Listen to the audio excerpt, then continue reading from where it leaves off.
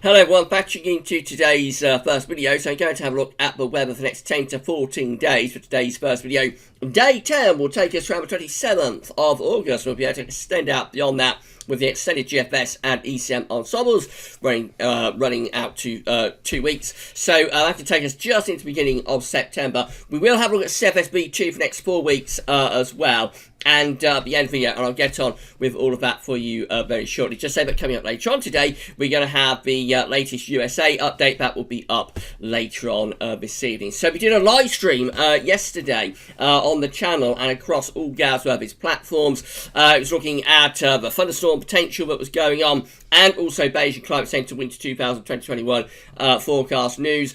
And we hit a phenomenal 203 people watching our live stream. So this is the proof of it. So Savvy took this screen grab showing 200 people watching the live stream. It actually did pop up to 203 at its peak. So just to say a huge thank you to each and every one of you for the way you're embracing our live streams. It seems like every time we live stream, the viewer figures are going up and up and up. It's absolutely phenomenal. The way you're all responding to the live streams on GavsWeatherVids. I hope everybody's enjoying them, and I hope that you all had a great time on the live stream yesterday. I certainly had a blast, and I really enjoyed it. So thank you so much to all of you, each and every one of you, for embracing the live stream. Because I realise not everybody can watch your live streams live, so you can watch them on Catch It. You can play them back. The live streams here on the channel and embedded to the homepage at GavsWeatherVids.com, so you can always replay the live stream, and it was a lot of fun. It was really good. So if you wasn't able to do this live, then have a look, have a listen, and see what happened. But yeah, over 200 people watching our live stream at its peak yesterday, and I'm just absolutely amazed that is happening for GavsWeatherVids. So thank you to all of you, each and every one of you, for embracing the live streams. And we're going to keep live streaming, you can rest assured about that, right way through the autumn and on into the winter. We shall carry on live streaming on a Wednesday and on a Sunday at 6 p.m. So if you haven't caught one of our live streams yet, then please check in on a Wednesday or a Sunday at 6, and we'll always be here live streaming and having a bit of fun. So thank you everybody for yesterday's live stream. It was absolutely great. Right, let's move on then. Going to start off by having a look at what's going on in terms of thunderstorms, because there's thunderstorms yesterday, but it could be more thunderstorms today, and things are already beginning to kick off down in the southeastern corner. So here we go, this radar picture from the Weather Outlook. We've got some pretty heavy showers breaking out around the London area right now, more of them across southern parts of Wales. If we have a look at the lightning detector, you can see that we have got lightning flashes there around the London area, between London and Cambridge, and going westwards as well, between London and Oxford. There's some lightning flashing away. There's one around Exeter. Looks like there's also one beginning to get going around Birmingham as well. The showers further west and north aren't producing thunder at this stage, so there's a lot of showers across Wales at the moment. That's not produced much in the way of thunder, but just heavy rain. And we've got this band of heavy rain across South West Scotland and Northern Ireland as well. Otherwise, there's a lot of dry weather on offer at the moment, but these showers are going to get more widespread again through the course of this afternoon, so expect the showers to be ballooning and mushrooming through the afternoon, and there will be more torrential downpours, really torrential rain and thunderstorms in some parts of the country. It's one of those situations where some places will get nothing, some places will get no thunderstorms. Just down the road might be flooded out. So it's just one of those hit and miss sort of situations as ever with thunderstorms in the UK. This is how WRF is forecasting things with these thunderstorms. This is at metrosphere.fr. So again, you see thunderstorms really mushrooming up through the course of this afternoon, through Wales, through Northern England, down into the Midlands, into Lincolnshire, into East Anglia, and also into southeastern parts of England and southwestern England too. But far south and southeast, maybe not too many there on the south coast and around the southeastern coast. But generally, lots of showers and storms breaking out again through the course of this afternoon. They sort of travel northwards overnight. I mean, tomorrow, it looks like the main storm risk is a little bit further northwards, actually, a little bit further north and west. So this is for tomorrow, northern England up to Scotland, also Northern Ireland, parts of Wales and southwest England again. Not as much in the Midlands and eastern parts of England then. They're on into Wednesday. We're bringing in the remains of Tropical Storm Kyle on Wednesday. That brings a band of more persistent rain up across the country. Some quite wet weather, including that. Not thunder, though. That would be like persistent outbreaks of rain. This is how Euro 4 is picking things up as well. So, again, let's just have a very quick look at Euro 4. And again, you see that through the course of the afternoon, Euro 4 predicting these storms to be breaking out across England. In particular, once again, it's probably underplaying the thunderstorm potential a little bit. They'll probably be a little bit more widespread than this shows, but the vibrancy of the colours, where there are storms, that tells us that they're going to be very, very intense and torrential rain in places as well. Overnight showers sort of in the west, they tend to ease down overnight, but some of them rumble on across parts of Wales and northwest England in particular. Then into tomorrow, fewer showers and possibly more focus on northern areas, tomorrow. So we have still got severe weather warnings in force. This is how the severe weather warnings are looking at the UK Met Office as best we can see. Now, if anybody's watching this from the Met, I know that we do have people sometimes watching videos from the UK Met Office. You got a little bit of an issue here with your GDPR privacy banner. So I should be able to get rid of this when I click OK to enable cookies and that. But the banner doesn't go. So if anyone's watching this from the Met, you've got a little issue there with your cookie consent banner. GDPR has been an absolute nightmare for all weather websites, so I wouldn't criticise the UK Met for this. I was up until like 1 o'clock in the morning, Friday to Saturday, trying to sort out the new GDPR banner for GavsWeatherVids. So it's just one of those things. But if I go far enough, you can see that across England and Wales we have got this yellow warning for thunderstorms. So if I click on that, you can see that again, so England and Wales is right from Newcastle southwards, covering the vast majority of England and Wales. It's the thunderstorms again from midnight today until 9 o'clock this evening. Further heavy showers and thunderstorms are expected at times, and may lead to some flooding or travel disruption. So there we go, another day of thunderstorms. This is drawing to a close now, this thundery episode. As I say, the showers tomorrow, could see 1 or 2 thunderstorms around tomorrow. There is actually a severe weather warning for tomorrow, and it's for Scotland more particularly. So I think the showers are further northwards tomorrow.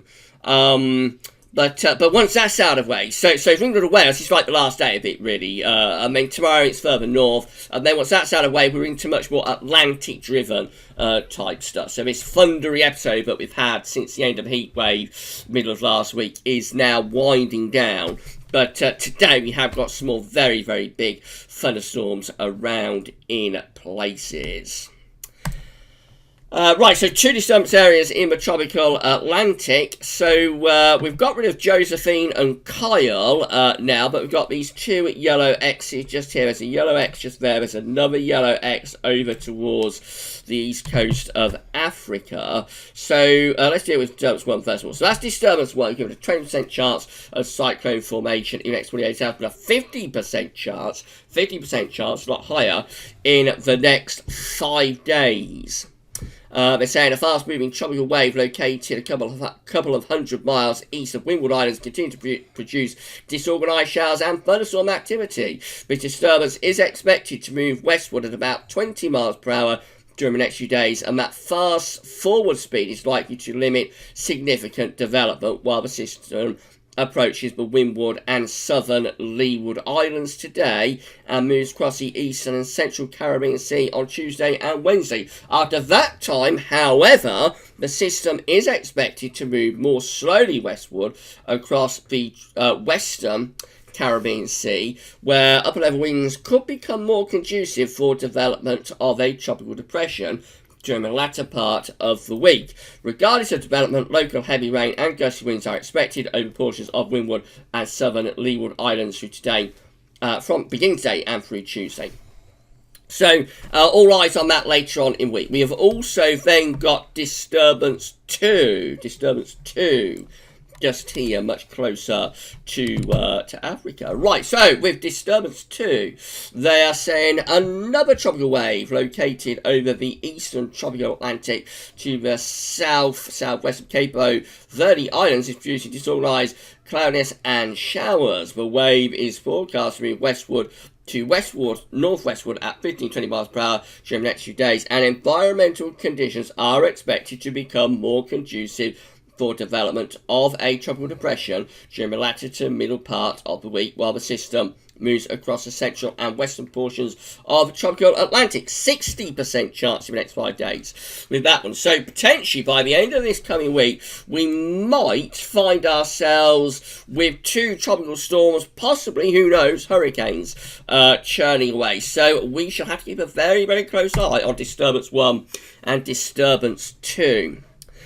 These are the 500 millibar height northern flow charts next week, 10 days from Penn State University. We've got the ECMWF on the top and the GFS is on the bottom. So 500 millibars is an area in acid high pressure, low pressure, up in mood by jet stream running above. Red extrapolates high pressure, blue to low pressure. Quite unsettled with the ECM in the 7 to 10 day time frame with an area of below average heights over to west of the country and bringing in the winds from a westerly direction along with the jet stream as well. GFS is very similar to identical with below average heights again over to west of the country. In comes westerlies from off the Atlantic. GFS is also looking unsettled and potentially rather on the cool side in the 7 to 10 day time frame, which, as I say, is taking us up to around the 27th of August.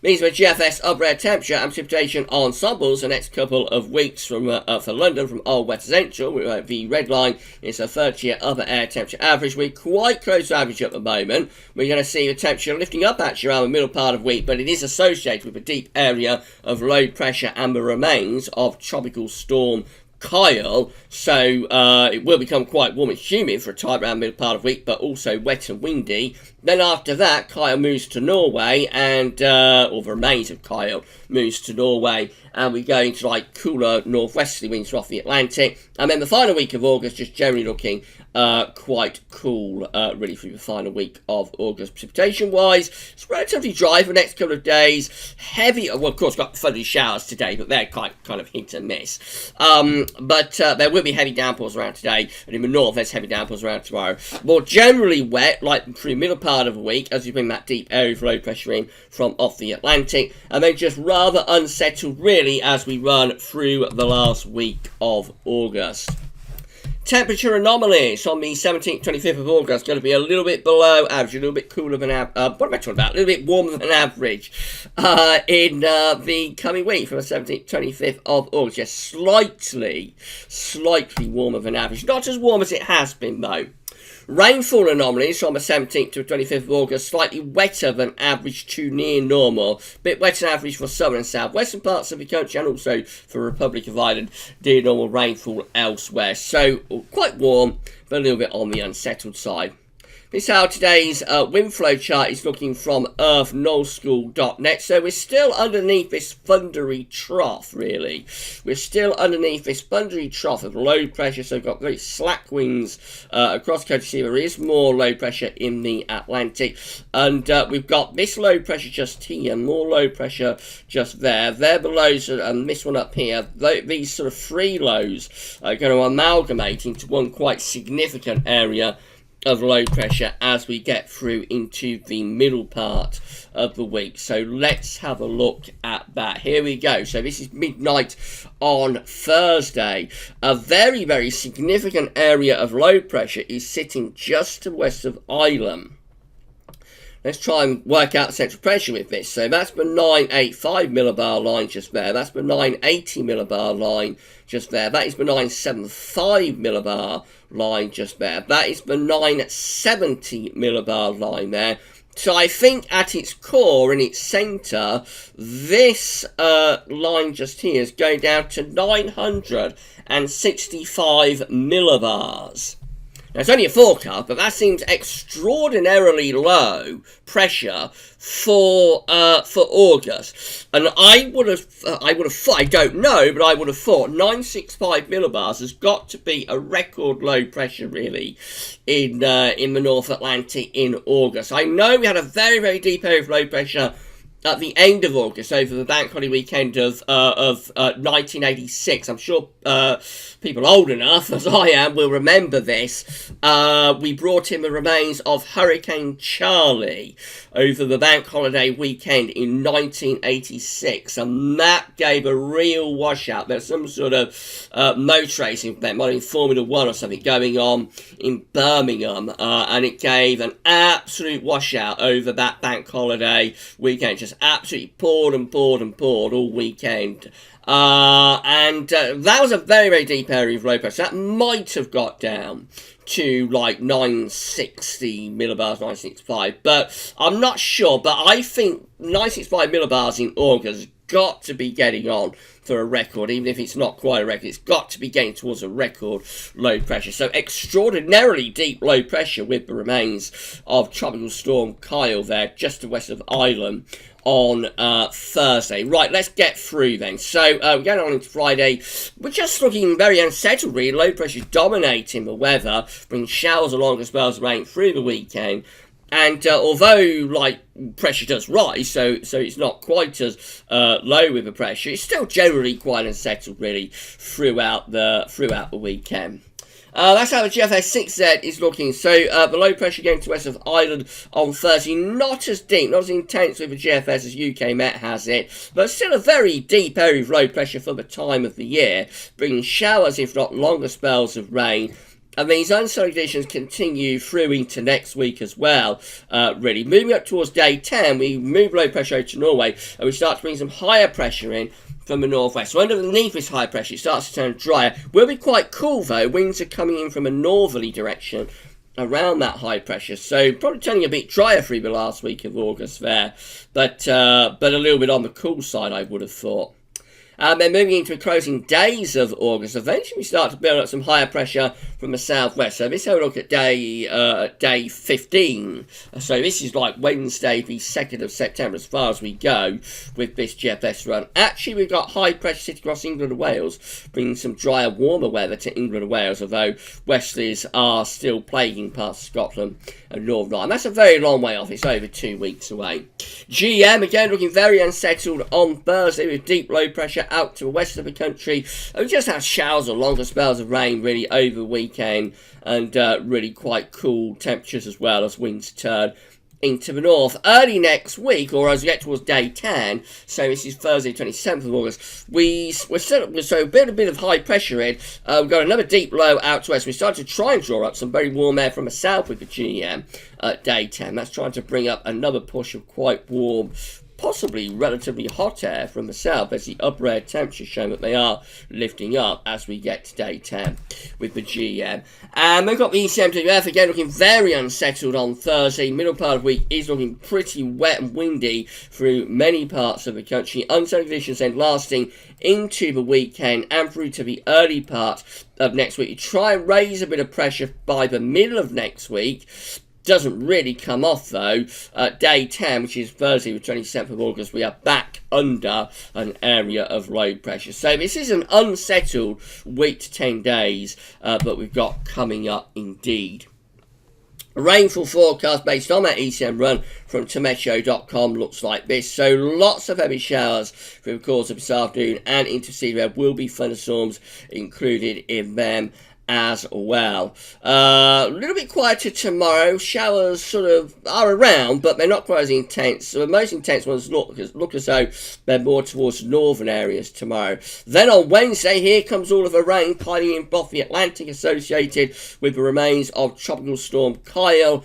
And then that takes us into an unsettled spell through the rest of the week and on into weekend, with showers or longer spells of rain coming and going. As winds are swinging into the west and coming in off the Atlantic, the shower distribution changes and becomes particularly across the northern and western parts of the country. Perhaps a little bit drier actually over in eastern areas. Remember, this is Atlantic-driven stuff later on in the week, as opposed to the thundery weather that we have been getting. And really just saying unsettled up to day 10. That's how we're looking with the ECM to get to day 10. Another area of rain is across England and Wales. These are the options on the table within the ECM ensembles today for day 10. Gets us to the 27th of August via the Icelandic Met Office. 21 members of the ECM ensembles with low pressure over to the North Country, and we bring winds in from the west. 12 with low pressure over country. High pressure is up towards Greenland though, blocking around Green, so jet streams push southwards. That's a cool and unsettled scenario. Another 10 with low pressure over and to the west of the country. Again, that one looks quite unsettled. And then 8 with low pressure in over top of the country. Again, looking cool and unsettled. All options looking unsettled really at day 10 with the ECM today. In 2 weeks' time, these are the options that we've got. This is getting us to the 1st of September. 21 members of the ECM ensembles raising heights to the south, building up some higher pressure to the south, sending a jet stream northwards. That's setting up a drier and warmer pattern for the beginning of September. 18 with low pressure over top of the country, high pressure towards Greenland. That's going to be cool and unsettled. And then 12 with high pressure to our north. They're going to be bringing in easterly winds. Probably quite dry and pretty warm with those, as winds coming in from the east in September, or at the start of September, are going to be relatively warm. So maybe hints of a pattern change here for the beginning of September to something a lot drier and a lot warmer, which is quite a common occurrence. Early September does tend to be a relatively reliable time for warm and dry weather. It's one of those singularities that you get within the weather, the old wise summer, which tends to bring a spell of drier, warmer weather through the first week to 10 days of September, quite regularly, but not always. So these CFSV2, so 500 of our high dominance from CFSV2 finally. So week 1 takes us from the 17th, 23rd of August, below average heights to our west, ridge slipping away to the east. We're going unsettled this week with low pressure driving in off the Atlantic, becoming wetter. Week 2 is going to take us from 24th to the 30th of August with low pressure again to our east-northeast, high pressures to the southwest, winds are in from a northwesterly direction, cool and unsettled with those. Look at this though, week 3, big change. This is the 31st of August, the 6th of September. High pressure is building over and to the east of the country, low pressure getting pushed off to Greenland, Iceland, along with a jet stream. That's turning us significantly drier and a lot warmer as well for the beginning of September. And this goes on into week 4, which is the 7th to the 13th of September. A very warm and dry first half to September, if that's right. Low pressure out towards Greenland, Iceland. Summer is back in business for the beginning of meteorological autumn. Temperature anomalies from a CFSV2 for week 1 from the 17th, 23rd of August. Warmer than average week coming up. Week 2 is cooler than average. This is the 24th to the 30th of August. Below average temperatures then. Week 3 is the 31st of August, 6th of September, going warmer than average. And then week 4, 7th to the 13th of September, also significantly above average temperature. As you say, quite hot temperatures in the second week of September. September heat wave possible there. Rainfall anomalies in week 1, 17th, 23rd of August, wetter than average. It's going to be unsettled week coming up. Week 2, rainfall anomaly from the 24th to the 30th of August, near normal. Week 3 hints at being a little bit drier on average from the 31st of August to the 6th of September as high pressure takes over. No real signal for week 4, which is the 7th to the 13th of September, but you would probably expect that to be pretty dry as well. So certainly very unsettled weather in the next week to 10 days. Low pressure in the ascendancy. And, yeah, going to be quite cool and unsettled. There are more than a few hints here that early September might see a return to genuine summer-like weather, which, as I say, is a pretty common occurrence. But do keep in mind, we are now sort of going into peak season with Atlantic tropical storm and hurricane activity. So let's just go back to it. So this sort of week 4 anomaly that we've got here, this is a 500 millibar height anomaly for 4 weeks out, 7th to the 23rd of September, showing the high pressure over northwest of Europe. That is going to be in a period where there will almost certainly be tropical storms, maybe hurricanes, churning away around here, around there. And those tropical storms and hurricanes, of course, have not yet even formed. And so how does the CFS know what impacts those tropical storms and hurricanes are going to have on the broader Atlantic and Northern Hemispheric pattern? So it's always a very, very uncertain time through sort of end of August into September. That said, it is very possible we will see a return of summer through early September. But just please keep in mind that we are moving into peak tropical storm hurricane season. And so that does add a lot of uncertainty to all of the model output that we're going to be looking at from pretty much now onwards through to look towards like the end of September, early October. Okay, long video day, so hope you found it interesting and informative. Please give us a thumbs up. Let us know in the comments what you think. Make sure you are subscribed to the channel, and we'll be back later on with our latest USA update. That's all for now, though, and thanks for watching.